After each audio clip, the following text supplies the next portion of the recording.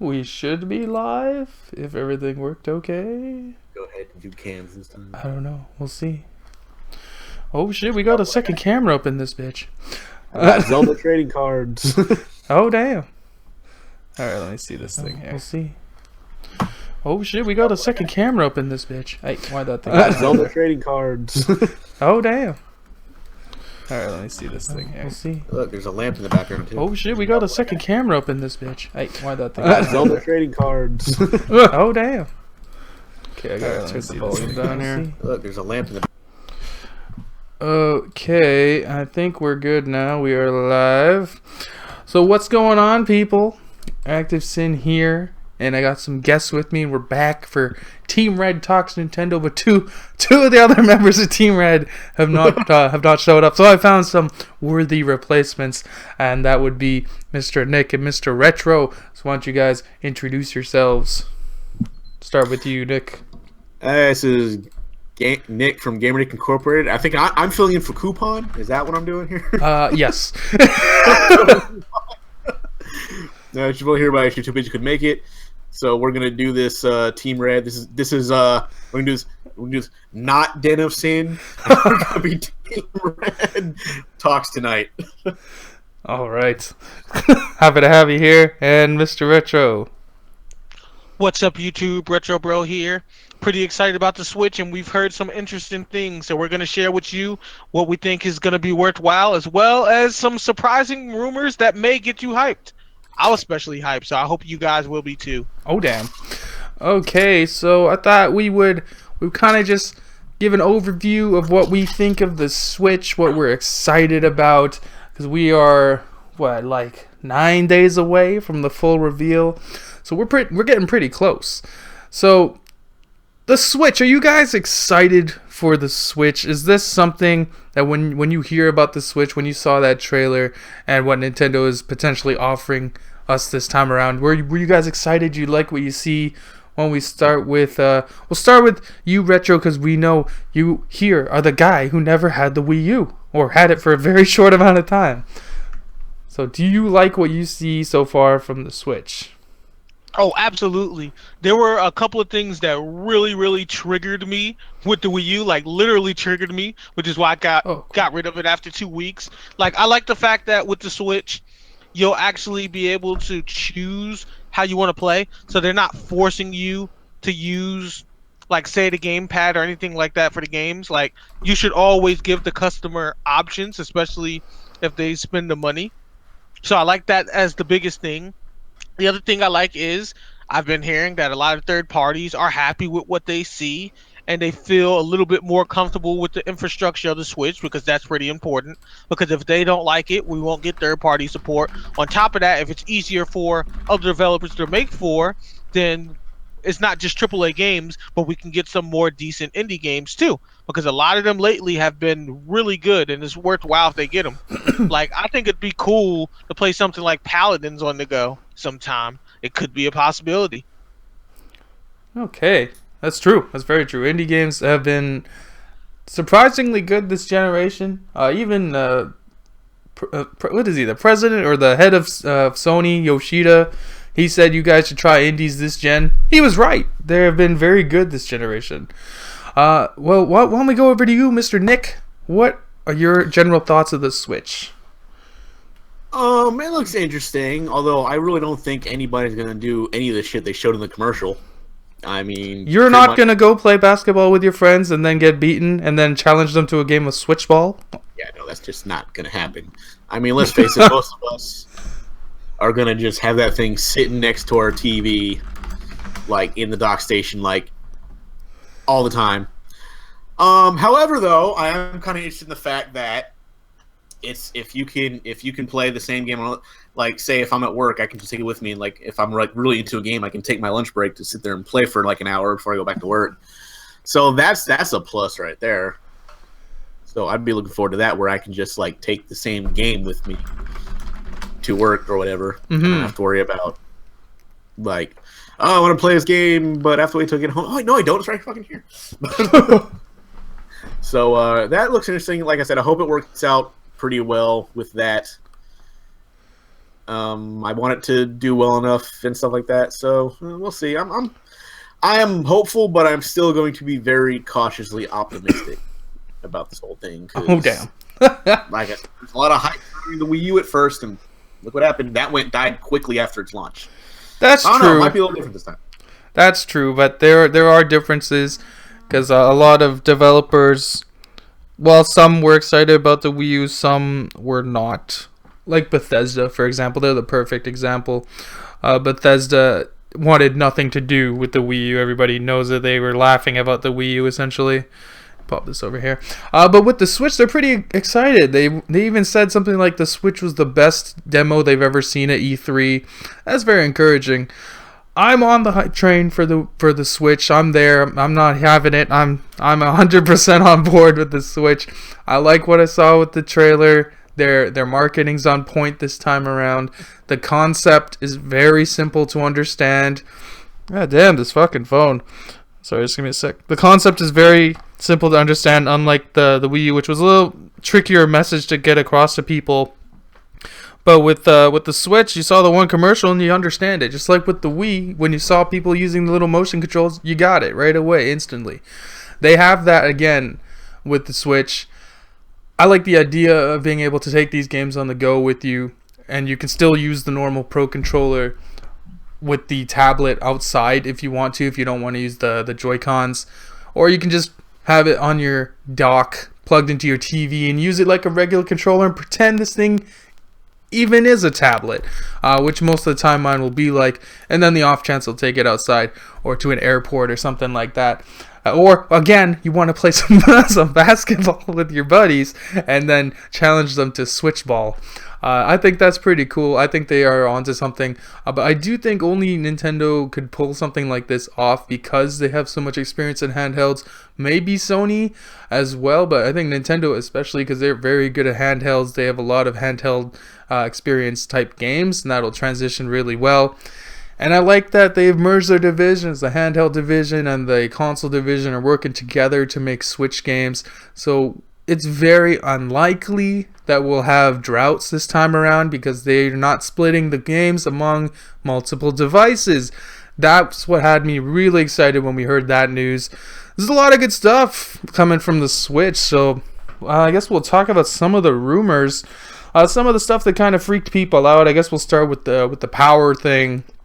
A lot of rumors saying the Switch is going to be using the Tegra X1 or some sort of variant of that, because we do know NVIDIA is making the processor for the Switch. They came out and said it.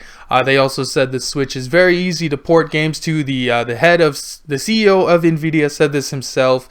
The technology in there makes it very simple to port games from the PS4, the Xbox, or PC to the Switch. So getting third-party games this time around, not going to be an issue, unless, of course, on the off chance that the Switch doesn't sell well. Then even if it's easy to port to, they just aren't going to do it.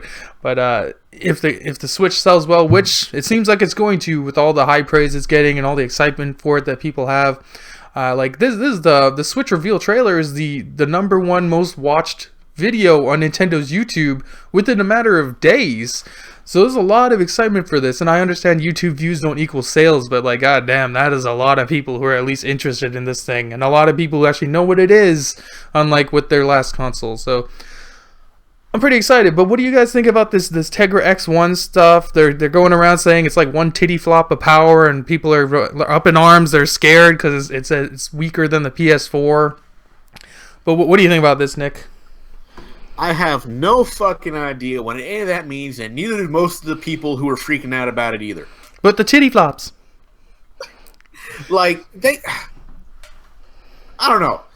Like, these people know buzzwords, but they don't know technology. I'm sure there's some people out there who know what they're talking about. I'm not saying that nobody does, but I'd say like 10% of the people who actually pay attention to this kind of stuff know exactly what the hell they're talking about, and the rest just they hear words and they think it's important. So I don't know what this whole thing about the teraflops is, something like that. Personally, I think teraflops is the stupidest fucking word I've ever heard, technology wise. The other stupid one is secret sauce. Like, secret sauce is apparently a scientific term now. I don't know how that according to Cerny it is. But like to me, secret sauce is what I get on my fucking burger at McDonald's or some shit like that. I don't know what Yeah, the the Big Mac is sauce. That's the secret sauce. Yeah, call it something else. Yeah, secret sauce is mayonnaise and ketchup mixed together. That's all it is. No, that's fancy sauce. Always technical terms, man. I swear, I still think people made up the term teraflop because it sounds ridiculous, and they just laugh every time they hear somebody say the word. Oh man, teraflops. Either way, the system is obviously powerful enough to hold the current gen games now. And everybody's like, well, what about the Pro? What about the Scorpio? I was like, what about them? They're still playing the same games that are coming out. Whatever game you buy a PS4 and Xbox One game, guess what? They work both on the Pro and the Scorpio. There's no all the Pro and Scorpio are upscaling systems. That's all it is. I don't know why people think it's going to be different, but it's going to be the same level of power, probably between Xbox and PS4, which is where we're at right now. And like, I don't know why everybody's so freaking out about that. They just need something. A lot of people need something to freak out about because things are looking too good here, and they can't have that. Like it has to be bad for some reason. It's going to affect their lives. Because they're scared, man. We talked about this before. They are scared. They are terrified that the Switch is going to do well. Now, honestly, I don't think it's going to take Nintendo out of its third place section here. Right. Because they're 3 years behind. Xbox One seems pretty easy to sell out to outsell apparently for some reason. So who knows? I don't think they're going to surpass Sony. The PS4 sales. Is too far gone. They're at 50 million already. That's just not going to happen. Soon. But so they're going to do a hell of a lot better than the Wii U did. Yeah. So for those of you wondering if PS4 is going to be affected, if you're worried that PS4 is going to be affected by Nintendo selling, it's not. PlayStation 4 is not going anywhere for a long time. It's here. It's made its stance. Don't worry. I'm sure there's still some games that are only going to be on PS4 that you're not going to see on the Switch because either development time or the company just really don't want to fucking put that game on the system at this point. Yeah. And I saw Aaron Greenberg. He works for Microsoft. He tweeted out some nonsense about how 2017 is the year of the Scorpio. No, my friend, I am sorry. 2017 is the year of the Switch. It is the only console coming out with exclusive games and exclusive experience. The Scorpio is just another Xbox. And we don't know how much Scorpio is going to cost yet. Well, actually, we don't even know how much the Switch is going to cost, but I doubt it'll be more than the Scorpio. We got some rumors. We'll get into the price rumors. But I want to get Retro's thoughts on the power thing about this Switch. What do you think about this X1 one titty flops power for the Switch, Retro? Are you quivering in your boots? No, because it does not matter. I mean, why are we still talking about teraflops? Is the first issue I have with this. The second thing is, like, let's be completely honest. It's supposed to be a hybrid between a handheld and a console. So for it to be a handheld, you would naturally not expect it to have a lot of teraflops anyway. Like, it would only make sense not to have a lot of it, being that it's going to be a mobile device. That just makes common sense. Now, as far as power goes, like, we've been talking about this a lot, but this is perfect for the amount of power it has because, again, it's a mobile device. Mobile devices run out of power extremely fast when you play games on them, whether it's a tablet, whether it's a 3DS, whether it's a cell phone. So how everyone's complaining about the power issue makes no sense. Like, I challenge everyone in this chat right now, if you have an issue with the power of the Switch, take your cell phone, download a free game that you think is appealing, and see how long it'll last without putting your cell phone in the charger. Then let me know what your opinion hours is max. Exactly.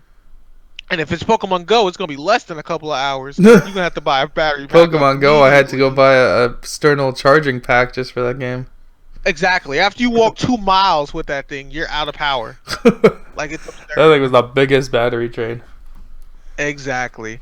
But yeah, as far as power goes, that's all I have. I mean, there's things that we want, but we have to be reasonable within what technology can do. Yeah, let's face facts here. It is completely unreasonable to want PS4 Pro power in something the size of a tablet.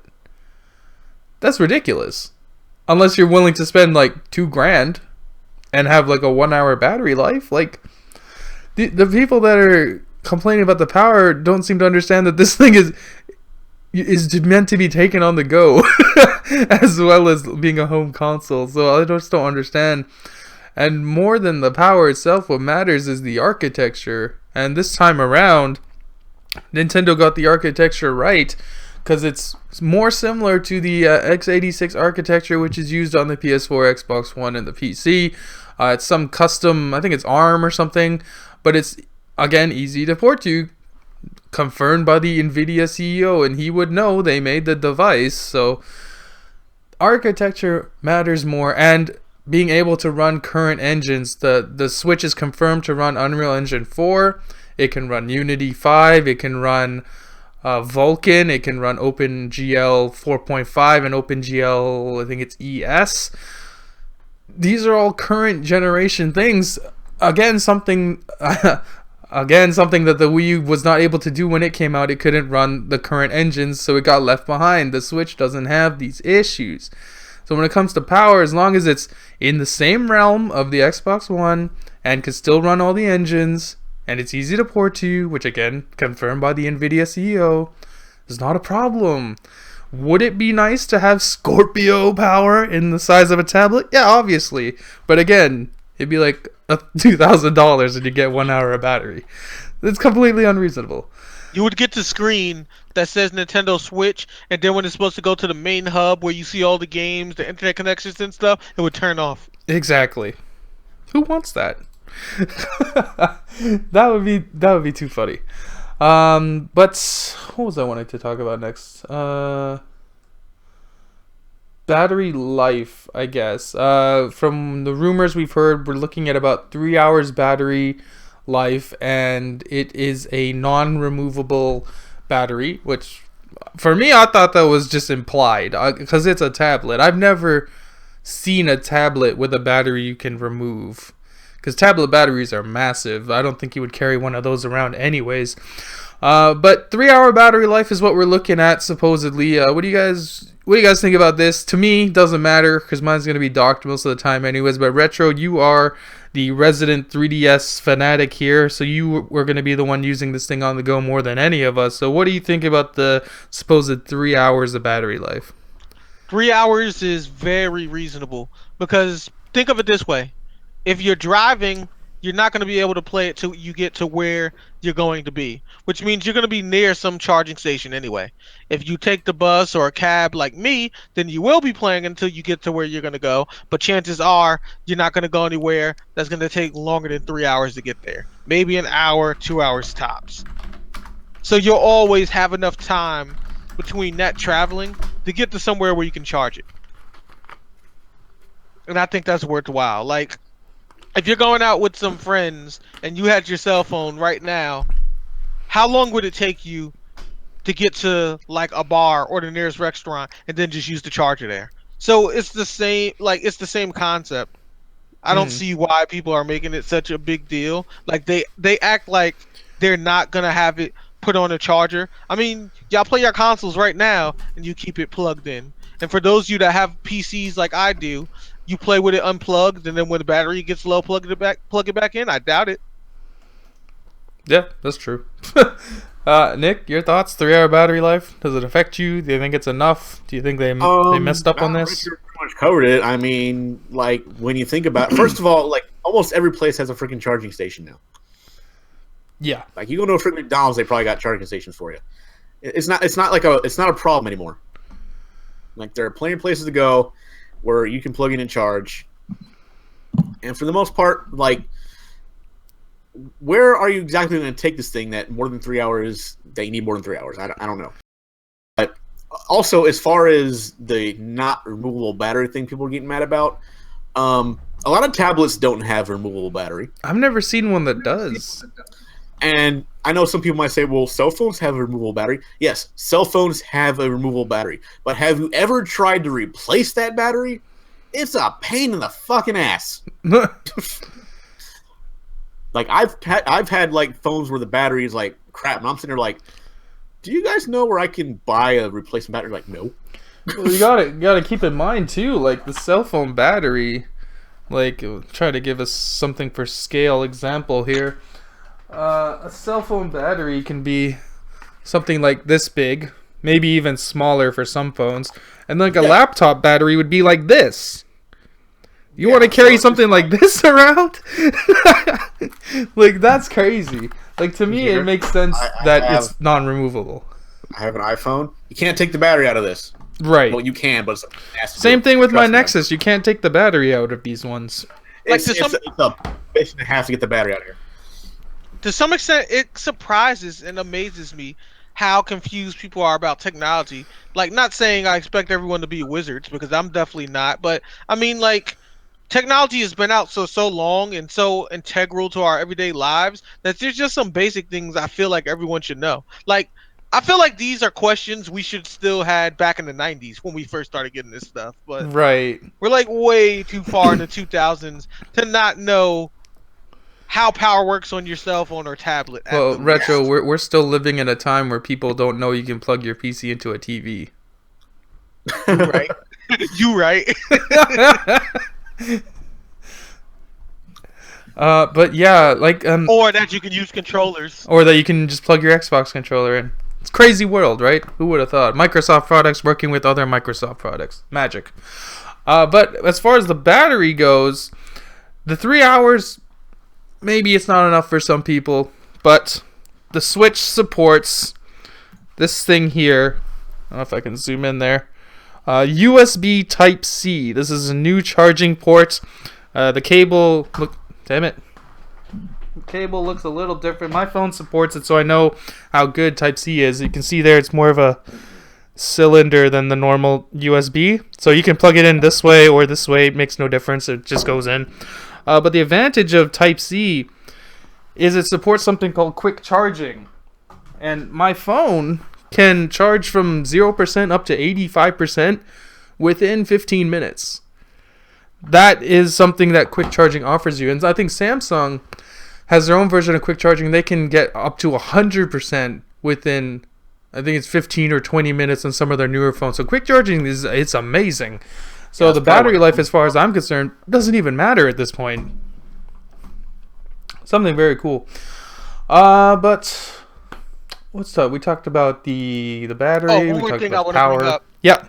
Since you actually brought it up. Okay. I understand quick charging is amazing technology, but let's just look at this objectively. Theoretically, if you have the technology to quick charge a phone battery all the way to 100% in 10 minutes, then how much power does that battery have if it can charge up to 100% that fast? Think about it. That's true. But it is popping out a lot of power through that cord. I guess let's talk about... This is pretty interesting. We all know that the Nintendo the reveal is going to be on January 12th. We'll do a live stream of it, of the show, of course. And I think next week's episode we're going to do predictions of the show.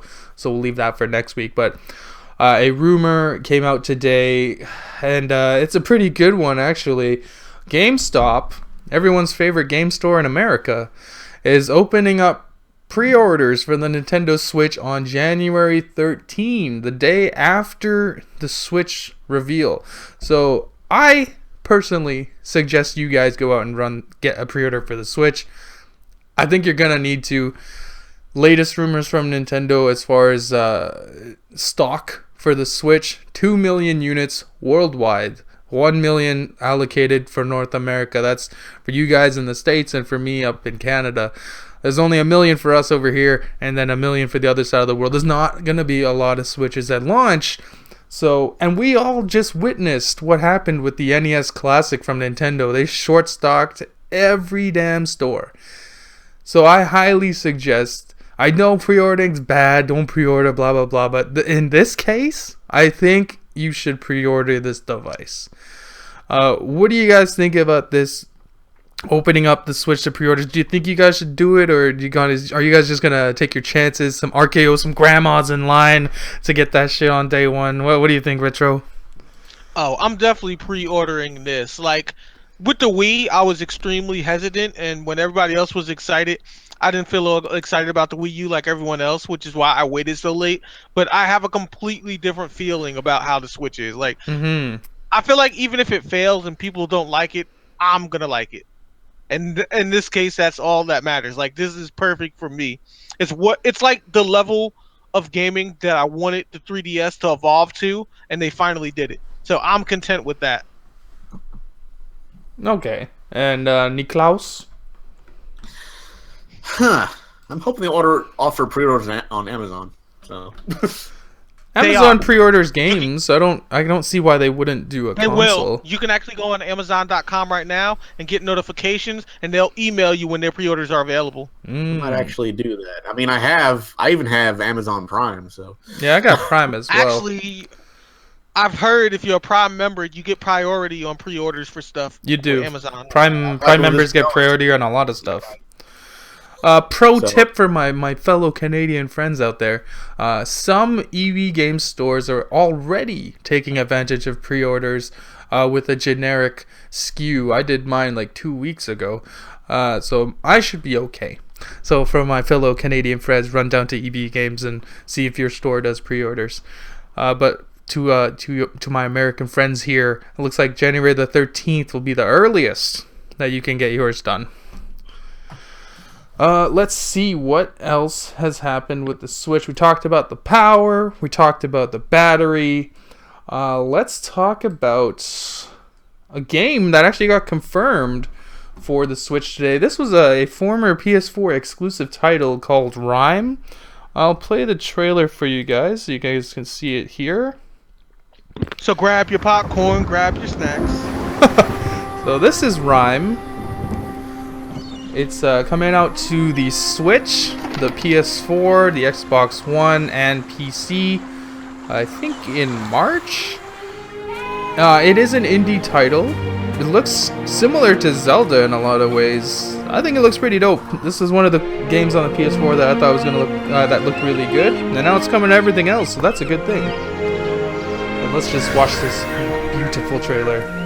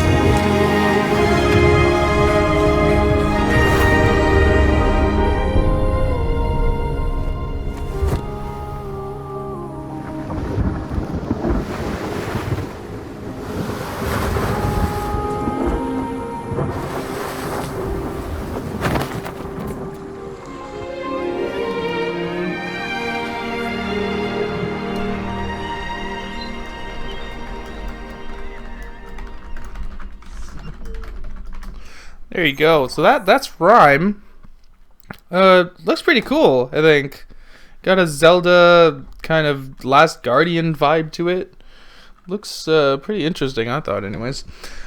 Do you guys ever hear about this game before? Like, Nick, you ever heard of this? Nope. No? Oh. How about you, Retro? Not before I watched the trailer today, but I gotta say, it looks really good, and I'm excited for it. One of the things that I think we need more of is a variety of shooters in this day and age. Like, I'm not a big shooter fan, but I think it's a lot more fun, personally, for me to do third-person shooters than first-person, only because it has a level of platforming and the pacing is a lot quicker, usually in those style shooters versus a first-person one, so it looks pretty nice for me from that aspect. Yeah, any kind of third-person adventure game, I'm usually on board. Those are kind of my favorite games. Like Uncharted, Tomb Raider, Zelda, that kind of vibe. So I'm excited for it. It looks pretty good. Let's see, what other rumors came out lately. It's always rumors, but whatever. What can you do, right? Oh, and that game comes out in May. Sorry, not March. A little longer to wait. Rumor Mario / Rabbids game title revealed. This comes from Laura Kate Dale. Her name keeps popping up. I've never heard of this person before. A couple months ago, I guess she's kind of like Emily Rogers. And she also says that Beyond Good and Evil 2 will be a Nintendo Switch exclusive for 12 months. So it looks like Nintendo's getting into the timed exclusive game, if this is to be believed.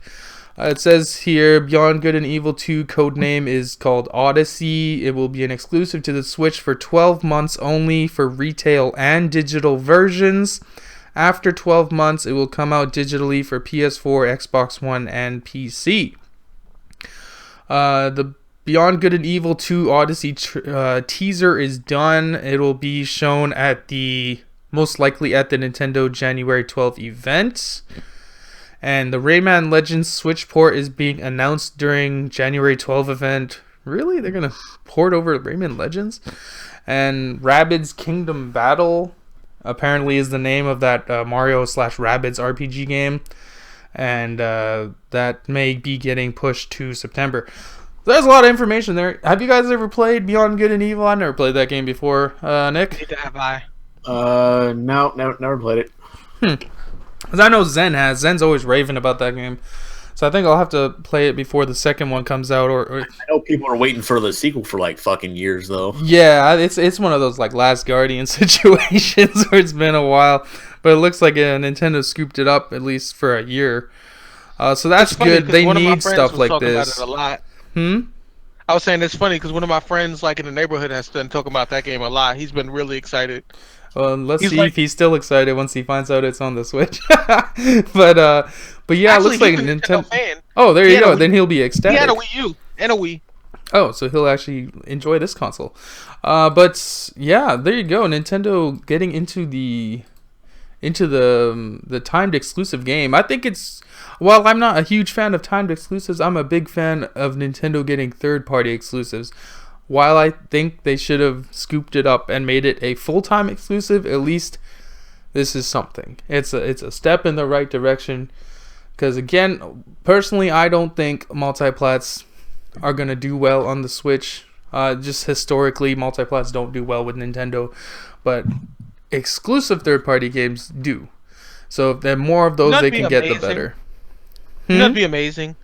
Yeah. If Nintendo just made a raw commercial where they just had like some of the Nintendo team like brainstorming and talking about their terrible ideas, and then like some men that look like security with like little headsets in their ears just come and capture them, kind of like how it happened in that movie Head of State with Chris Rock when he had security, and then you just see the president of Nintendo come out and be like, "We at Nintendo have decided to switch our marketing plan." And we're coming with exclusives, mobile gaming, and more exclusives. Like, that'd be fire. I wish. They should focus on exclusives, to be honest, but we'll see. We'll find out on January 12th. Nick, what do you think about this Beyond Good and Evil? You think it's a good idea to have it for 12 months, or what do you think? I guess, but now I can hear it now. Oh, greedy Nintendo buying up all the time exclusives. How dare they? Even though, like, you know...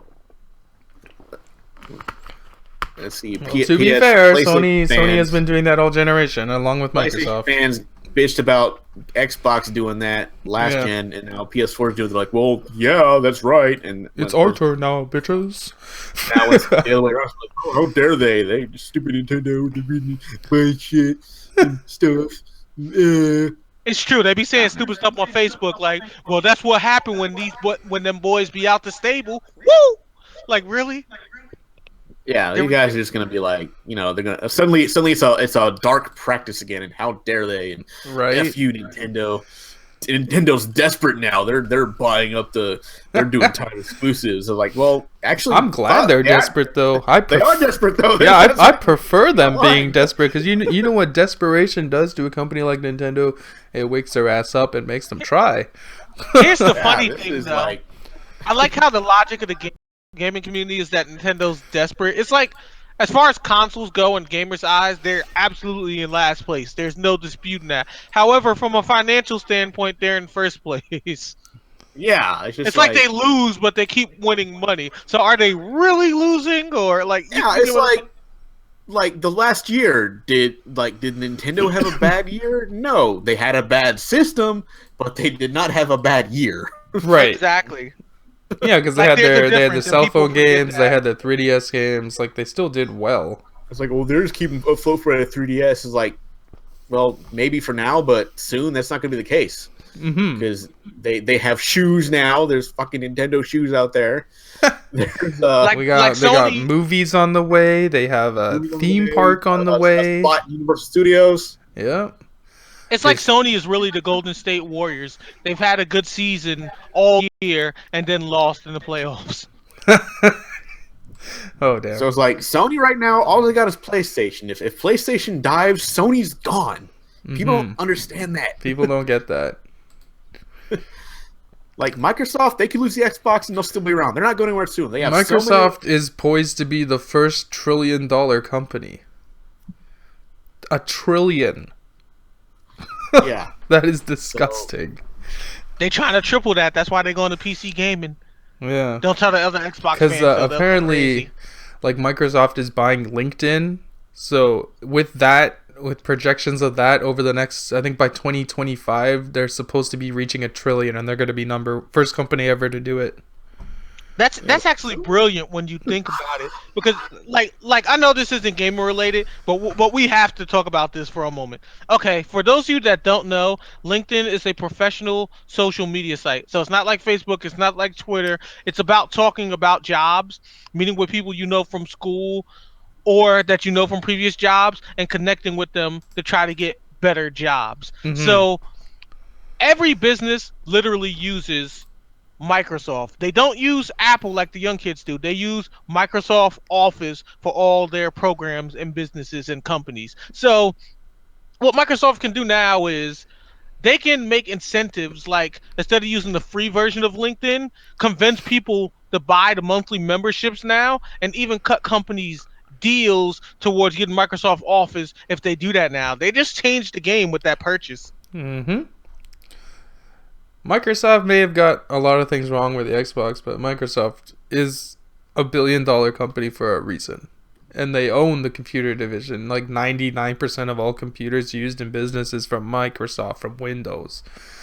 So them teaming up or buying LinkedIn, that's just amazing. Like that is crazy. That's the kind of stuff you do when some other division is struggling. That's something Sony needs to kind of figure out how to do.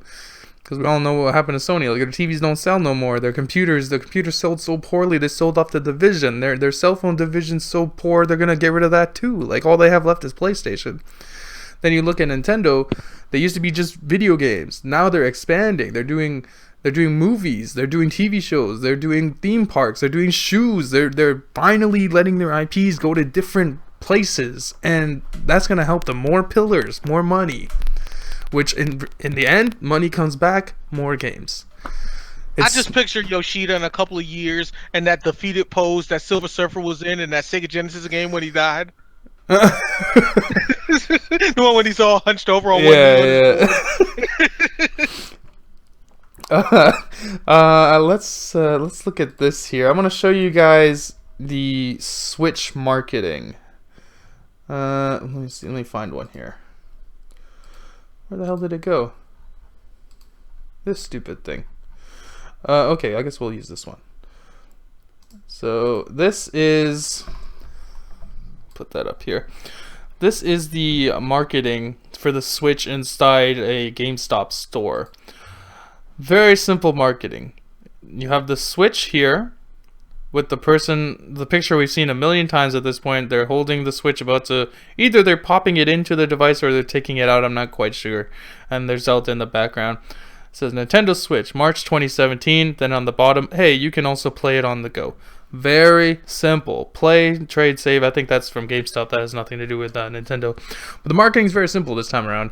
And this is the kind of displays you're going to see in the stores. I think they're doing a good job. I think the whole their whole mentality is keep it simple, make sure people understand what the hell this thing is, what it does. Because again, I know we keep harping on this thing, but the Wii U had bad marketing, and it looks like I think they fired their whole marketing team, to be honest, because like lately their commercials have been completely different than what they were doing before. They make more sense, they're more on point, and they're doing a great job. So we will see couple days really what this thing is all about, and then we'll get them in stores in March. I'm excited. But that leads us to actually, what do you guys think of this marketing? What do you guys think of this? What do you think? Do you think it looks good? Oh, it's fantastic. Like a testimonial here. I have a coworker that's into like retro Nintendo stuff, and like she's not really like interested in too much of the like newer games in general at all. So I was telling her about the Switch, and she's like, I really don't want any of the newer consoles because I don't like playing online and stuff. So I showed her the trailer, and she was like, wow, I did not know until now that I need this in my life. And now she's talking about trying to pre-order one. Mm-hmm. People She's just like, you have to tell me when it's available so I can get it. Like, it's gonna be so good. Like, one thing I think Nintendo can do, other than the marketing that will completely change the game, they have to accept YouTube. I mean, they have NVIDIA working with them on this thing, which means potential shadow play. So they have. If they get shadow play, YouTube. I will be so happy. Like, do you know how amazing that will be?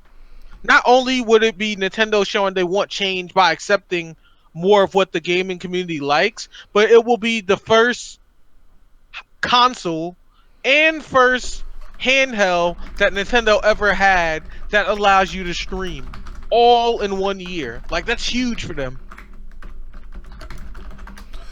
That's true, man. Nick, what do you think marketing wise? What do you think about their new advertisements? It'll do. It'll do. But, keep up with the advertising. This thing that's true. They gotta be more consistent, especially in like game stores and stuff like that. Don't just act like, oh, Nintendo, they'll buy it by name alone. Yeah, how'd that work out for the Wii U? They need to be front and center. Like, I don't know how it is in America, but out here in EB Games, in Best Buy is not bad. They get their own aisle, but in EB Games, in Walmart, in any place that sells video games, Nintendo is in the back corner. They are away from everything else. When you walk into the video game section, Sony, Microsoft, Sony, Microsoft, Sony, Microsoft, Nintendo's in the corner. That can't happen anymore. That's true. PC gaming is getting popular now, and in a lot of these stores, PC gaming is right next to like Sony and Microsoft. It's like, where's the Nintendo section? They were like, oh yeah, I think that's still here. I think that's in the back with those Amiibo. They're like, yeah, it's right there near the restroom. Oh, man. That needs to change. Absolutely needs to change. Let's see here. What else we got? We talked about that thing. Talked about those. Oh, yeah. Apparently, I don't know why this was ever doubted, but apparently a new leak, or the people like Laura Kate Dale and Emily Rogers are going back on what they said before.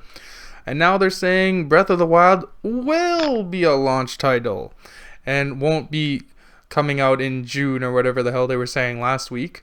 This week, it's Breath of the Wild is coming out in the launch of the Switch, which makes sense because for the last 6 months, what have they been showing us? There's only one game. It's Zelda. They brought it to E3. The only game they had at E3 was what? Zelda. And it stole the show. It stole the show. People running like there was mobs to get Zelda. They even brought this game. They brought the Switch and they brought this game on Jimmy Fallon. Like, you can't do all of this stuff, then be like, oh yeah, this game's actually not going to be there when you buy the console. I like how people made fun of Nintendo for having just one game, and look what happened. Oh, they only have one game. Oh, they suck. And the crazy part is they outshone everybody. Yeah. That's because a lot of people don't accept that Zelda is a established franchise with the cult following. It's like, because they're PlayStation or Xbox fans, they forget how relevant the big three are for Nintendo, which is Mario, Zelda, and Pokemon. Like, those 3 games sell tickets, hands down. Yep. Yeah, Wii U didn't even get a new Zelda at launch or anywhere near launch. It didn't even get a new Zelda. What am I talking about? Period. So like that, like I think that's the only time that's ever happened, right? Mm-hmm. Because like the Wii got Skyward Sword, but that was at the end. But I don't know that it makes more sense to have it at launch and alongside of Mario. And I guess that brings us to the next thing: the Wii U ports. The rumored. I'll put rumor there for you guys. The rumored ports from the Wii U, which include Mario Kart 8 Switch, which we saw in the trailer for the Switch video, so we know that's coming. We know there's some sort of Splatoon game. We still don't know if that is a new Splatoon game, or if it's a port, an enhanced port, something like that.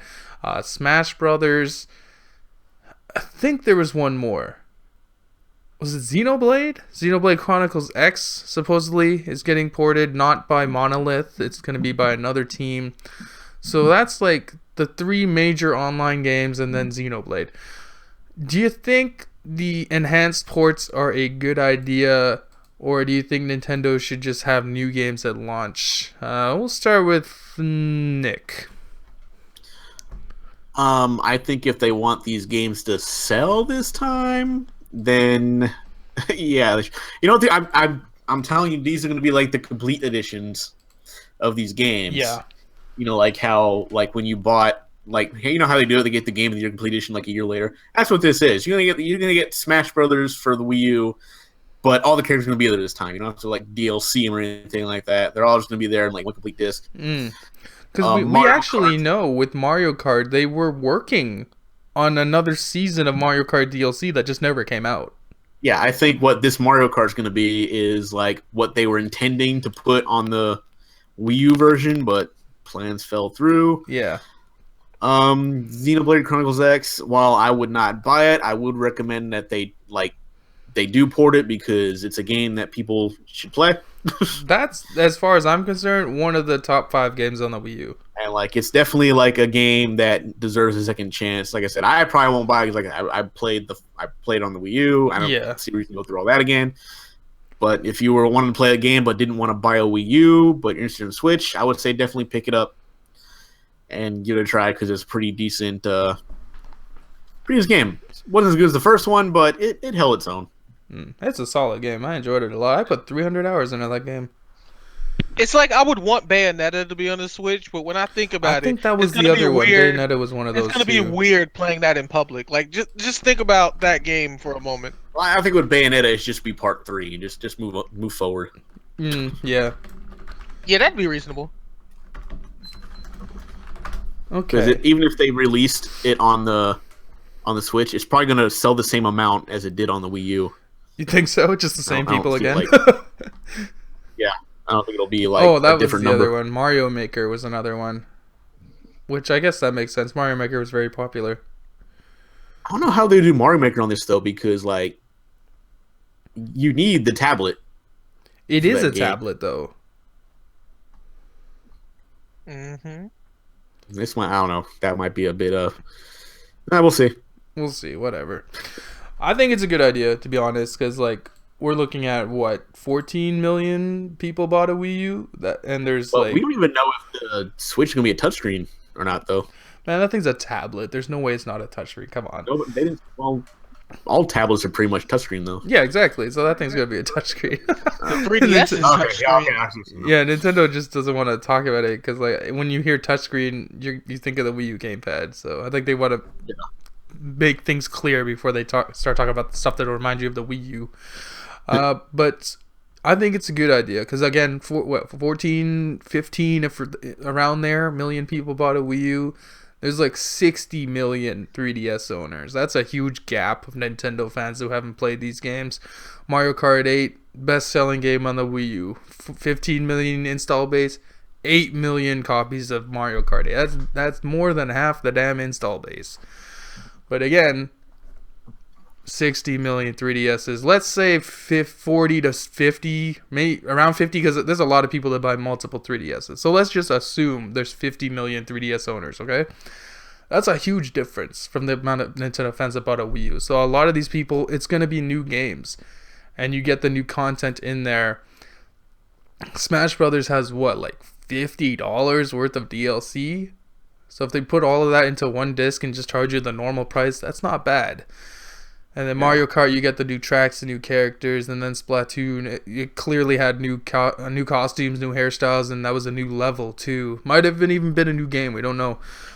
But I think it's a good idea, especially for the online multiplayer games, because that gives people stuff to do while they're bringing out the other, like, maybe more single-player focused games. Something like that Mario game we saw, or, of course, Zelda. But I think it's smart. They want to make money off these games, obviously. There's a lot of Wii U games they didn't do too well. Like, I would be surprised if we don't see Star Fox Zero ported to the Switch, because that game bombed. Or Paper Mario... What the hell is it called? Color Splash. If that doesn't get ported over, I'll be shocked, because that game bombed too. Because it's on the tail end of a console. Nobody's buying these games anymore. But I think it makes sense for them to do it. I don't know why people get so upset about these kind of things. Like, it doesn't stop you from not buying it. You know what I mean? If you don't want it, don't buy it. If you want to play the Wii U version, go play the Wii U version. There's like 50 million people who didn't play these games. You can't be so like selfish. So I hope they do it, but I'm of the mind that I give them 1 year grace for remasters, stuff like that, to get it out of the way, and then it's got to be new stuff. Like it can't be like Xbox and PlayStation. We're on year 3. They're still getting remastered games, and I think that's what people are scared of. That it's going to happen with Nintendo, but like Nintendo's not really huge on remasters. These are just ports on a dead console over to a new console. That's all it is, guys. I wouldn't worry too much about it. That's kind of my thoughts on it, anyways. With the ports, I know a lot of people get really touchy about the ports for some reason. Let's see, what other news do we get here? Oh, I did have one thing to ask you guys. Like, Yeah. One thing we didn't cross with ports is we talked about some of the Wii U games that be ported. What about some of the 3DS games that may be ported? I know we haven't got any Yeah, we news didn't of really talk about that. that will be, but what are some of them that you guys may want to see to actually play on console? Bro, I want those Kirby games. They got a lot of good Planet ones. Robobot and Triple Deluxe, because the Wii U, the Kirby game we got, I didn't like it, and I like Kirby. But the one we got, Rainbow Curse or something, I hate that game. And the 3DS got 2 really good Kirby games. Any games you looking forward to from the 3DS, Nick?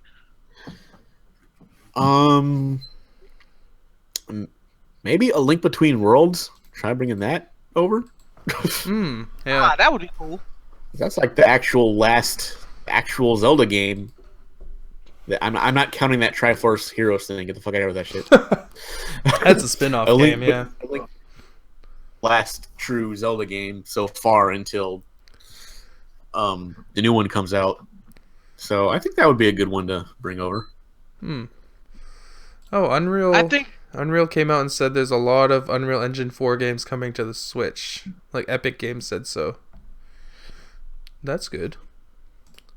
I think for me, there's a couple of games I really want to see.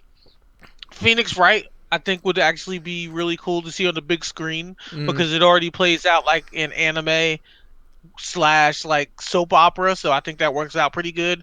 Another game I would want to see is Project Cross Zone, because Project Cross Zone was so popular that they have a 1 and 2. And for those of you that don't know, even though it plays strategy to some extent like Fire Emblem, where you're on like a big map and you can try to crowd the enemy and jump them and stuff like that, the battle mode actually goes into like a 2D fighter once you get to that point of the map where you engage an enemy. And they do super combos and hyper combos that you find in Marvel vs. Capcom, the fighting games. Yeah, so I that played would the look first one. really good on the big screen. Yeah, it was amazing. So I think that would look really good. And then another one I think that would be really solid, I would like to see a Golden Sun on console. Oh, like, man, I think Golden that would Sun be nice. is the shit. If they could bring that back, and they need to put Fire Emblem back on home console. That's where it belongs. Because the last Golden Sun was pretty good. It was with Isaac's kid, and he was an adult and whatnot. So a continuation or even a port of that would be good. What are your guys' take on Amiibo? Do you want it to continue? Do you want them to focus on Amiibo more, or You kind of want to just fade away. Nope. Honestly, I wanted to die too. Like, I understand people collecting and stuff, but as a grown man with a rational mind, I just feel uncomfortable with like toys that I have to play a video game. Like, that's just weird to me. Don't look at my Amiibo collection then. Just get out I'm of here. sorry. Leave my Amiibo alone. I love them. I have like 3 total. Wow, That's I got 50. There's a whole wall of them. You can't see it. It's on the side there. But I got a bunch of them. I don't use them because they don't do much. They just kind of sit here. I put the coolest ones here, the ones I like, but they don't do anything. I wish they did more, to be honest, because like we were sold on the fact that these things will interact with your game and do stuff, but they don't really do much. They're just kind of collectibles at this point. Unless they decide to make a game similar to Skylanders, where they're actually useful for something. See, that's what I want, though. I want a Nintendo Mushroom Kingdom game. And I want every Amiibo to work in it, and you get your own special level. That shit would be amazing. Yeah. I feel like a game that would make more sense with Amiibos is Paper Mario, because they've already went away from it being like a really, really big RPG to being whatever it is now. It's an action game now, apparently. Yeah, so it's like at this point now, they might as well just make a bunch of Amiibo figures where you do a bunch of weird gimmicky commands. Mm-hmm. I gotcha. They could do it into that, I guess. You know what could be fun with Amiibo now that I think about it? What if they took it old school and brought back Mario Paint, and you had like Master Hand, because you know Master Hand was from Mario Paint. A lot of people don't remember that. And you just had like the fly swatter for the B game and stuff like that. And it was just like little hilarious Amiibos. That'd be funny. That would be pretty funny. I don't think there's much else to talk about the Switch. We talked about its power, we talked about its battery, we talked about its potential game lineup, we talked about what else is there to talk about, really? We know that the dock supposedly overclocks the... Oh, we didn't really talk about this part. This is actually pretty cool. I'm kind of glad they did this. The Switch dock is more than just a dock. It unlocks the maximum potential of the Switch. When you plug the Switch into the dock, there is a fan there which will keep the processor cooler as it overclocks. So you get, instead of 720p performance on the handheld, which on a 6-inch screen is perfectly fine, it'll turn it to 1080p to your television. And I would assume 60 frames per second. We're still not 100% clear on this, but it's going to overclock the CPU and the CPU is already maxed out, but it overclocks the GPU to double what it is in tablet mode by adding that extra fan so it can keep it cooler while it overclocks. So that's pretty good. I like that idea.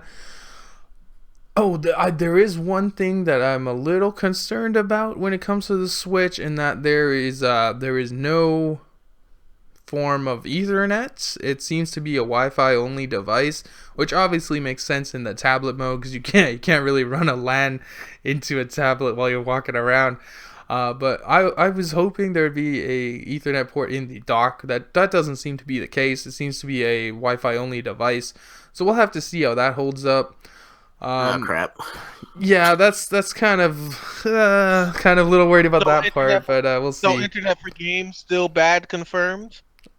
if it's Wi-Fi 5 gigahertz like the AC Wi-Fi, the good one, then it's not a huge problem. But if it's like some buster ass basic Wi-Fi, but I still see that as a problem too, because even if Nintendo has the right stuff to make the Wi-Fi worthwhile, people in the community have to have stuff to make the Wi-Fi worthwhile. That's true. Like how many people truly understand the power of an N router? How many people do you know have an N router? I don't even have an N router. Mine's like I think it's G. But I don't use Wi-Fi. I use everything plugged in. See, I got an N router because I play games on Wi-Fi. See, I don't, so I didn't really get a nice router. Yeah, a lot of people don't have an N router. I guess you're gonna have to get one. Well, you have one, so you're fine. I should make that a new series, Lessons with Retro, and I just talk about different PC parts. I was gonna say something, I forgot now. Oh damn. Let me see. Let's scroll through here. What are your thoughts on this, Nick? Potentially Wi-Fi only. How's that working out for you the last 2 seasons, Nintendo? Well, to be fair, we have DNA this time. Well, I guess as long as they put actual like decent Wi-Fi parts in there, it shouldn't be a problem. But I don't know. It's going to be something people are going to complain about. Why no internet? I can hear it now. I can hear it now. It's 2017, Nintendo. There's no reason not to have an Ethernet port. No, fuck you. It's 2017. There's no reason to have Ethernet ports. That's the thing. Like, that's actually backwards. Like, Wi-Fi is the future. Get rid of fucking wires. Ethernet. I prefer Ethernet. I prefer having it plugged in directly, but Wi-Fi technically I know it is better performance, but we're supposed to be moving forward to no wires and good performance. Obviously, in the tablet mode, there was never a chance the tablet itself was going to have Ethernet. Yeah. I just so wouldn't sitting there saying it's 2017. Why don't you? It's like, because it's fucking 2017. Why would we still have Ethernet ports?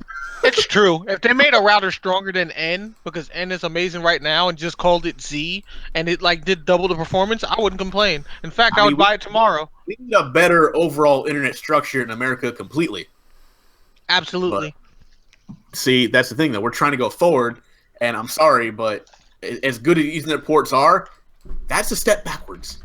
Like I think the biggest problem in America right now, and this is just from my experience of a few of my travels, is that you get more efficient internet in urban areas and cities and stuff, and then when you're like in the country and stuff, it's completely bad. So when you're playing games where you're like around the world, unless there's somebody in the country that don't live like down south or in say like the west, like say Arizona, but not Phoenix, and you have like really good internet because you pay like $200 a month.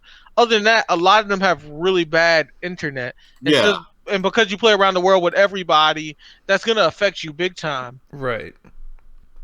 Because I live by LA, so yeah, we're going to have some good internet. Because that's kind of what happens now with a lot of Nintendo games, because they're mostly peer-to-peer. So if you have good internet, that's all well and good, but if the guy you're playing with is running on fucking AOL or something, you're both going to have a bad time. They don't have dedicated servers, which I hope they're actually going to do this time around. I have a lot of hopes when it comes to their online, because they have a whole company separately working on it, and Nintendo is essentially doing nothing about it. So it's all kind of in DNA's hands, but this is what they do, so I'm not too concerned. Here's the interesting question too now. Will they really need dedicated servers this season? And the only reason I say that is because Microsoft and PlayStation claim that they have dedicated servers, but they have more third-party games than exclusives. So if you're playing more third-party games, you're playing on their servers technically. Though of course they don't tell you that, because then you would realize that you shouldn't be paying for nothing. But essentially, if they're getting a lot of third-party support for Nintendo this season, they may not have to. Well, they would. I think they still need dedicated servers for their own games. Yeah, that's true. But yeah, like a lot of people don't seem to realize that when you play like Call of Duty on your Xbox or PlayStation, you're not actually using Xbox or PlayStation servers. You're using Activision servers. And the funny thing is, well, I can't say Xbox do this, but Sony does. Sony will only tell you the truth that you're using those company servers and not theirs when you're having issues and you want a refund or you want it fixed. Then they'll openly tell you, no, you're using their servers, not ours. That's true. There's one other thing I wanted to talk about, and that's something that could happen. You're playing your favorite. It's not 100%. It's not confirmed or anything, but it's something that's very likely, considering that Nvidia made this product, and that is shadow play. If any of you have ever used an Nvidia graphics card, shadow play and the GeForce experience, it's an amazing thing. It allows you to record your gameplay. It allows you to take screenshots. You can stream your games to YouTube and Twitch with little to no performance hits on your game. It's something that Nvidia made a couple of years back, and recently AMD's done it as well with their AMD Relive. But considering this thing is essentially an Nvidia tablet, I don't see a reason why it won't have shadow play, or at least some sort of Nintendo version of shadow play. which would solve a lot of their problems because the Wii U doesn't do streaming. It doesn't do game recording other than like Smash Brothers and Mario Kart because that was built into the game. But they didn't have a universal way to do it. Or Pokemon, which has like this weird reverse engineering thing where you save it, you get this code, and then you share the code. Like, it's weird. But I think Shadowplay could be a killer app for the Switch. Just imagine you're just going to, you're on the bus or whatever, you're on the SkyTrain, you're just playing your game, you're recording your game, and then you can upload it to your YouTube after. You don't have to, you can get gameplay clips on your way to work. It's just more potential, and you can stream your Nintendo games and then kind of hope Nintendo doesn't take your money after. But YouTube policies with Nintendo, that's a whole other bag of worms. We'll have to wait and see on that. But Shadowplay, I think, is something that they need because Nintendo, as far as software goes for recording and stuff, it's not good. Just straight up, it's terrible. But Shadowplay those of you that is don't know what Shadowplay is, I'm gonna break it down for you real quick. Shadowplay is like Omni King from Dragon Ball Super. Shadowplay is that machine that destroyed the forest and all the fairies and Fern Gully. Shadowplay is Luke Cage flexing bullets off his chest. Like, Shadowplay is raw power. It's the Juggernaut in X-Men. Like, you have to understand, like, Shadowplay will change your life, and after you use it, you're not gonna want to. Shadowplay is an amazing thing. Like, it was, for the longest time, Shadowplay was reason enough to go with an NVIDIA graphics card over an AMD graphics card. Okay, so I have an NVIDIA graphics card in my laptop. So do I have Shadowplay? You need to download GeForce Experience. It's free too. You can do it. Yep. Because even my old 750 Ti used that, and that was like a very entry-level graphics card. I need to figure this out. So just go to NVIDIA's website and download GeForce Experience. Then you can start recording stuff. It's very cool. Updates and stuff are free too. Yeah, and it's free. I never looked into my NVIDIA thing on this thing. I never looked into my NVIDIA settings on this thing. Yeah, it's pretty amazing. Like, once you get used to it, like, it's super simple too, and it's just like it's an overlay on whatever you're playing. So like it'll just pop up, you like record, and then it just goes away. It's awesome. You don't lose a lot of frames when you record with it. You lose like maybe 3 to 5. That's it. Which is nothing in the grand scheme of things. Very impressive program. Especially if you're editing in Sony Vegas, because you'll get all of those back. That's true. Let's look at the chat here. I haven't really been paying attention. Let's see. Wait, AOL still exists? I think so. Holy crap. I thought they died with Blockbuster. I think the last time I saw an AOL disc, I came free in the mail, and I kind of just put it in the microwave just to see what would happen. And it was just like sparks went everywhere. That shit was crazy. I thought my microwave was going to turn on fire. That was not a good idea. It was going to start making the same sounds. Okay, why don't we get into questions, I guess. I told them it was question time a little while ago. So we got the first question here from our good buddy Dave J. What should be the average cost of a Nintendo Switch game? It's probably the standard 60 still. That's what I assumed. What do you think, Retro? Well, here's my thing. It's going to be a hybrid between like mobile and console. So it's like, if the graphics are really going to be pushed to the limit, I can understand it being 60. But if the graphics are kind of just going to be more in the middle, then it should be the $40 price like most 3DS games are. So all depends on how graphically intense it's going to be. And I think that each game should vary based on how polished. So you think there's going to be different tiered games? Like full-on AAA games, and then kind of like up-res 3DS games. Yeah, like Pokemon Stars will probably be a game that's 40, but Skyrim will probably be your 60. It's and Pokemon, man. You know that one's going to be 60. And 2K17 will definitely be 60 because they never have sales on 2K games ever. Because they have no competition. Yeah, I guess I'm in the same boat. 60 for the full AAA games, and if they have some sort of I guess if they're 3DS up-res games or something in that kind of tier, 40 makes more sense. Let's see. Do you think Nintendo should sponsor third-party games for the Switch? Yeah, absolutely. Why wouldn't they? What do you think? Oh, they absolutely should. Like Yeah. Paladins would be amazing on the Switch. They got to get Overwatch. Like, let's be real. Overwatch is the biggest game of the year. 15 million users, brand new IP. You have to get Overwatch. Was Blizzard on board with them though? I don't know. I feel like Nintendo would avoid Overwatch even though they should get it, just because they would probably think it would compete with Splatoon. Which honestly, it would just bury that game if they got it. Just being honest. I don't know. Splatoon did pretty good. It's like 4 million on a dead console. I know, but like, For how a new many IP, of those it's pretty people? impressive. How many of those people would buy it over Overwatch if they had that option? Is the question. And I That's only true. say that because from my personal experience, a lot of the Nintendo gamers I know kind of hurting on money, so they don't buy games very often. It's actually most gamers. Yeah, I think a lot of people are like that. Even I don't like to spend too much anymore on games. Too expensive. Let me find that chat again. Where'd it go? Let's see. Oh, we didn't even talk about the Nintendo Switch price. Apparently, a rumor came out it's going to be $299. It's like leaked on some website. I can't remember what store. $299. What do you guys think about $299? Too high? Too low? I don't think it'd be that bad. I think it should be a little lower for 3 reasons.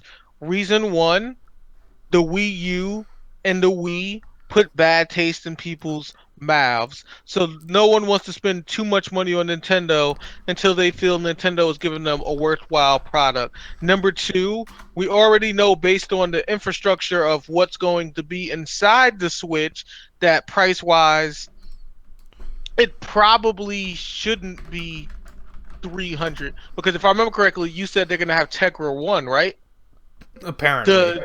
The Chinese tablet that's $300 may not have the same games as Nintendo, but they're running Tegra 2. So Nintendo's going to charge you the same price as that tablet with weaker hardware. I mean, do they have better games? Absolutely. But they're still charging the same price as a tablet that have stronger hardware, and I see that as very conflicting since I understand the difference in the prices for the hardware between the two. And then the third thing is that with the stuff that's in there, I just feel that 250 is more of the perfect middle ground for, again, people that are worried that that is not going to be too good, or for even people that may want to give it a chance but don't have a lot of money and they're like, okay, I can only get one console, so what am I going to drop my money on type ordeal. Right. I'm with you on the 250 thing. I think 300 is a little much. Maybe 300 with Zelda and a Pro controller, I guess. But my reasoning is a little different than yours. I've shown this before. This is the Shield Tablet K1. This is effectively the version of the Switch that came out before the Switch. They sell this thing for $200. You get the controller, you get the tablet. The Switch is just what would have this is what the Switch would have been if they didn't partner with Nvidia, because Nvidia canceled the second version of this, and then we learned that they partnered with Nintendo, so that's the reason why. You add on the Joy-Cons, you add on a dock, that's $50. That's fine, whatever. 250. It's like I'll is what buy I it see for for this. 300. It's like I'll buy it for 300, but I don't see a lot of people being agreeable for that, especially considering the situation. Like, you gotta remember, with guys, how like they think of $300, you can Nintendo. buy a PlayStation 4, you can buy an Xbox One. They have established lineups of games already. The Xbox One has had a goddamn 4K Blu-ray player in it. And they're still higher graphics. And too, they have so. higher graphics, exactly. You have guaranteed support from third parties. Like, it's not guaranteed with the Switch. Like, I think they're gonna get a lot. Like, don't get me wrong, but like, we're talking about consoles that have been out for 3 years. They have established lineups. They have so many games. You're gonna bring your new console up against them at the same price point. It's like the Switch is better than the Wii U, but as far as hardware goes, it's still not better than the other consoles in their regular forms before they became Perfect Cell or whatever. So it's like you really can't put it at that competitive price. Like the best example I can give you guys is like McDonald's is a fast food place. You go get something quick, but you don't expect it to be that good. But if McDonald's charged you the same price as like Five Guys or BurgerFi, that gives you really good, big, juicy, fresh burgers, who would go to McDonald's? That's true. Well, we'll see. I'm hoping it's 250. 300, it's just, I don't know, I think that's too high. Again, because of what it is, it's an NVIDIA tablet 2, effectively. Let's go back to the questions here if I could find them. Where was I? Sorry, just give me a minute here. Ooh, here's one from Garuda. Okay. How will the Switch be treated by Nintendo if you drop it and the screen breaks? You're fucked. I would assume similar to the gamepad where you have to send it to them and pay them to fix it. Yeah, providing you buy the insurance policy. No. Because, like, okay, so if you're, say within the first year, your Switch just stops working for whatever reason. Like, you just went to turn on one day and that thing decided it's not turning on. Mm-hmm. Something in there went defective.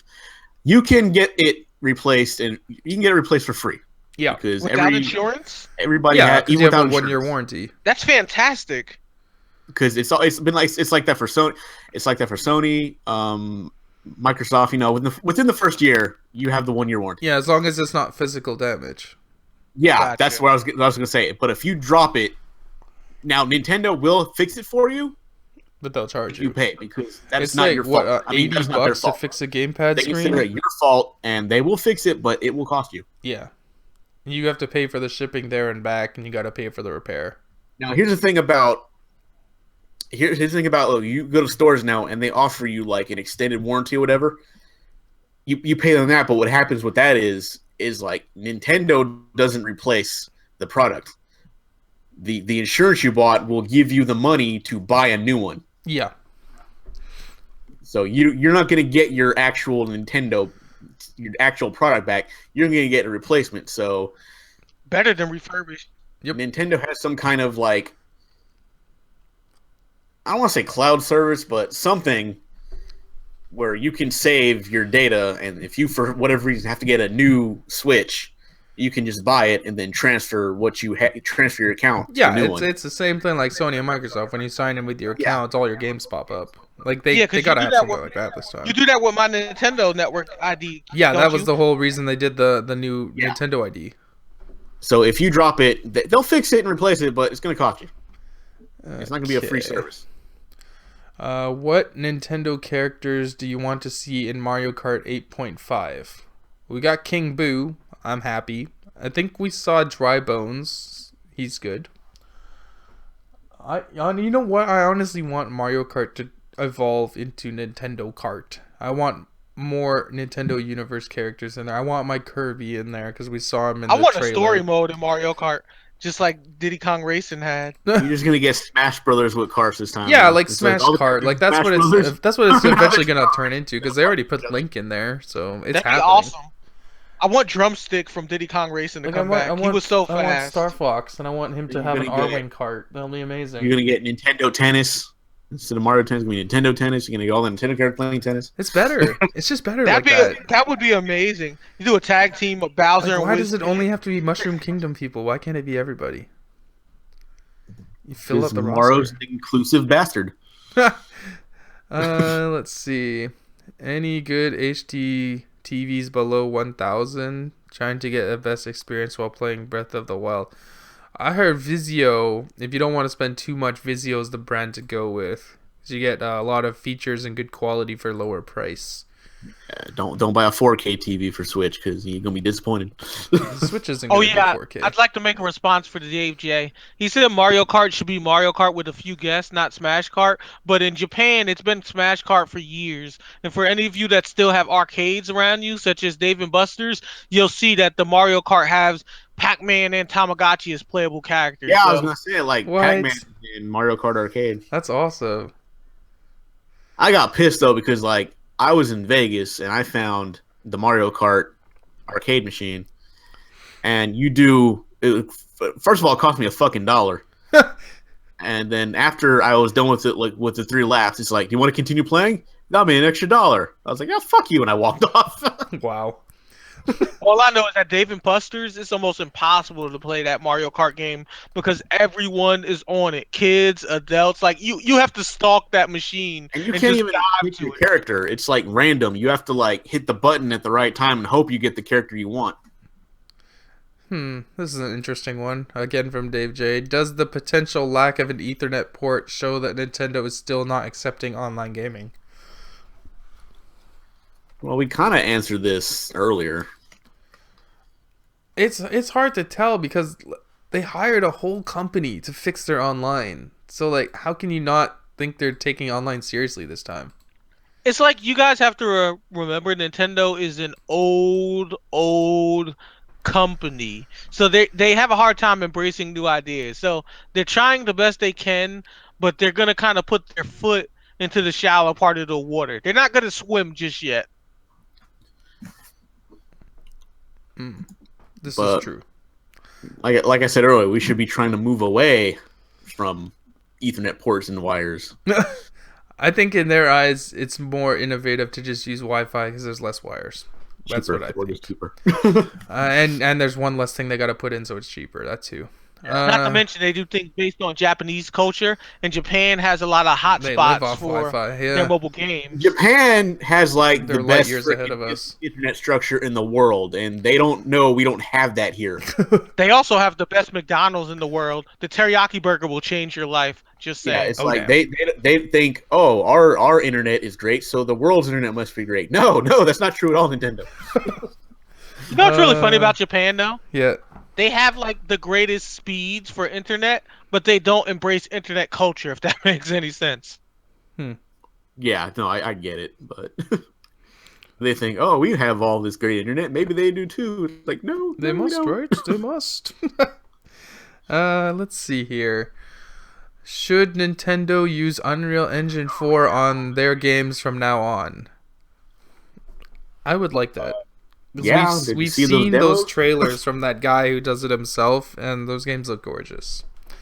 Unreal Engine is a fantastic engine. Gears of War 4 was made from Unreal Engine 4, and that game is one of the best looking games this generation. So I don't see why they wouldn't.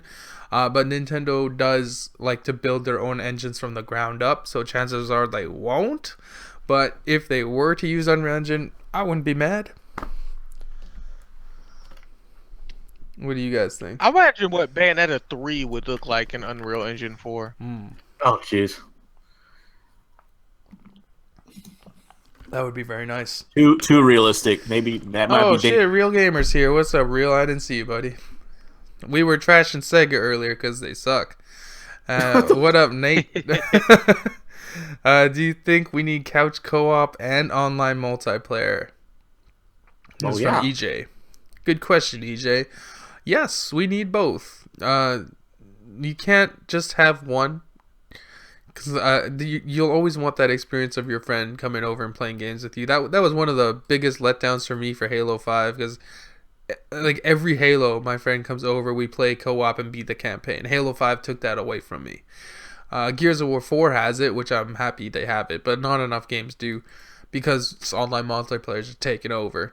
But unfortunately with like Nintendo, they do it the opposite way. They have just couch co-op and very few games have online. They haven't got the balance right yet. You need to have both. There's no reason Mario Party 10 was a couch co-op only game. There's no reason for it. Like, you have an online console. You could have did online multiplayer for that game. You know what I mean? Like, they gotta have both. What about you, Nick? Yeah, about the same. Like, you can have both. People for some reason want couch co-op to just go away, but it's like, why? That's like, it doesn't need to be gone away. It can be improved. Like, I think they should find a way you can do both couch co-op and online. Like, you and your actually, Smash Brothers actually kind of does that. You can do team battle mode. That's true. Where you and your friend can sit there and be one team, and you play online against another team of people. So they have done it. They just need to do it more often. Speaking of which, they need to fix that. That kind of grinds my gears, and I'm glad you brought it up because I actually forgot. I hate the fact that in Smash Bros, you can't play with your friend as a teammate if you play online. Yeah, no, you have to have them. They have to be with you in the room. Oh, yeah, like weird. That's absurd. That'd be cool too, though. Like you're a team, you team with somebody else. Because like you could do team battle by yourself, but I think like your teammate is like computer controlled. Yeah, that's what they do, which is really weird. Okay. But they can do it. They just need to improve it, make it work better. Yeah. Also, they should make a doubles ladder since there is competitive doubles in Smash. Yeah. Competitive doubles. Yeah, they have it. It's actually really in depth because the teammates have to work in perfect harmony. Because when they do it for competitive Smash, they have it on where you can hit your teammate, so you have to be perfect. Like you can't just spam attacks and stuff because you'll actually accidentally hit your teammate. That's messed up. But I guess that's it. We've run out of questions and we've talked about all I wanted to talk about here. Unless you guys have anything else to bring up. No, that's pretty much it. We covered everything that we can. All right, so I guess we'll be back next week for predictions for the Switch event. I just wanted to thank Mr. Nick and Mr. Retro for stepping up because my co-hosts, they couldn't make it today. But these guys did a fantastic job, so thank you guys for showing up. And I think this was a good show for the first show back, and we're going to try to make this more regular every Tuesday. We're just going to talk about Nintendo because it's an exciting time to be Nintendo fans again. It's been a very rough couple of years to be a Nintendo fan, but they're finally getting stuff right, and I'm happy for it. So yeah, why don't you guys do your outros and we will get out of here. Why don't you start it us off, Mr. Retro? What's up, YouTube? Retro Bro here. Had a lot of fun tonight. Also, just want to let you guys know this podcast has been sponsored by Models. Gotta go to Moe's. We do not have sponsors, by the way, yet. I don't think it'll be alcohol. Probably not. Mr. Nick. All right, this is Nick from Game Nick Incorporated. We were not sponsored by Sega. Definitely not. But yeah, so had a lot of fun, and yeah, don't get used to me being here because this really is my thing. I'm just stepping in for somebody, but you know. But we will be back for Real Gamers podcast, of course, where we can trash Sega. We need the fuckboy of the week. Gotta get it out of the system once a week. Yeah, we need to go off topic like all the time for like 2 hours. No, Dave J, we are not sponsored by fuckboys. Okay, calm down. All right, and yes, I am ActivesiN. This is Team Red Talks Nintendo, but two Team Red members are missing. That's just what happens sometimes, guys. Calm down. All right, but yeah, Switch event on the 12th. It's gonna be exciting. We're gonna be live streaming it. Yeah, what's up? And question of the day for all you guys in the chat: if you have a PC gamer, which is considered by Reboot Team White, and you have a Nintendo gamer, which is considered Team Red, does that make this podcast Team Pink? No. Everybody knows Team PC is yellow and black. In October, but no, right now. Team yellow and black is what PC is. The Team Glorious. That's what it is. But yeah, we'll be back next week. Hopefully, Kuuppon and Nia will be here. I'm not sure. We'll see. Otherwise, of course, Mr. Nick and Retro are always welcome back. And we will be live streaming the Switch event. At least I'll be trying to. I think it's in the evening for us. I think it's like 11 for some of you guys out there, but which shit is crazy. I'm going to have to get my information off Twitter because I'll be at work. Yeah. At that late, though? Because it's like... I think for us, it'll be 8 o'clock in the evening. Really? Yeah, they're doing it late because they're doing Japanese time. Oh, well, we'll see then. Maybe I can make it. I don't know. Yeah. But yeah, next week will be Switch event predictions, and then we'll get some overviews from Nia and Kuuppon if they show up. But yeah, thanks for dropping by, people. We're back. Team Red Talks Nintendo. It's an exciting time to be Nintendo fans again, and we will see how this podcast goes going forward. Thanks for dropping by, and we will see you on Thursday for Real Talk with the Real Gamer, and where we talk about ridiculous things in the gaming community. That's what Real loves to talk about. But yeah, we will see you later. Bye.